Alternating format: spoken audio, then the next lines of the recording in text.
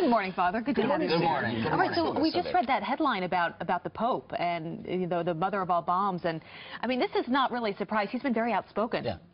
You know, and he's about to meet with President Trump on May 24th, and my guess is that President Trump respects Pope Francis. Not only, he said publicly, he respects him on a spiritual level, but Pope Francis knows how to get headlines, right? And he's unafraid. He's unafraid of saying what he thinks. What Pope Francis means by this is it is a failure of humanity when we have to drop bombs on each other to solve issues.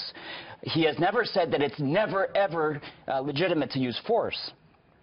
But it is a failure of humanity when we drop bombs on each other. It means that we haven't learned how to dialogue. It means that some people are being intractable in their positions. We also know that he's been very tough. Pope Francis has been very tough on terrorists, saying, even encouraging the United Nations, hey, when you have to use force, you have to use it. Well, that's certainly something they're going to talk about. So President Trump going on his first foreign trip to Saudi Arabia, Israel, and the Vatican. What do you think the big message will be at the Vatican, and how important is that trip? Well, President Trump has talked about Middle East peace right from the beginning during the campaign, and he's going to Saudi Arabia, he's going to Israel, and then he's going to meet with somebody who also cares deeply about Middle East peace. I think a lot of the media is going to be set this up like this is, there's the two contrasts. This is evil Donald Trump. This is the wonderful Pope Francis. I think that's a false narrative, because I think, yes, of course, they have their differences. But, look, they're both populists in many ways. They're both major reformers, I would say. They're both people who are unwilling to just go with the status quo. They also have deep areas of common concern, like Middle East peace. And also, what has the Vatican for decades said to the United States? Stay out of kind of interventionist or nation-building policies.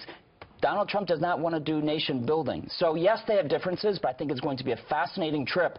And knowing Donald Trump, knowing Pope Francis, I bet you they're going to come together and say very interesting things, make a lot of news, but also hopefully work together. Is there areas where they can be critical? I mean, Donald Trump has been critical of Saudi Arabia. He's not held back in his criticism. Is there things that you would like to hear? Well, I think Pope Francis has also been critical of Donald Trump. Remember when he said, nobody who builds a wall can be a Christian or something like that? That's not a direct quote. But he's been very direct to Donald Trump about things that he disagrees with him on. So I'm looking forward to hearing that.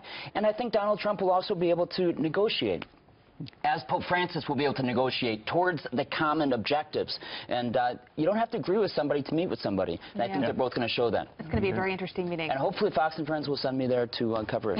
We'll have to talk about that. Free cupcakes. Try your cupcake. Tell us how it is. No, well, somewhere in the Sermon on the Mount, I believe Jesus said, "Thou shalt share their cupcake with a weekend host." Yeah. So I don't think he said you should quote scripture and make somebody give them a cupcake. He's not budging, Pete. Thanks, Father. Okay, very nice. So All right. nice.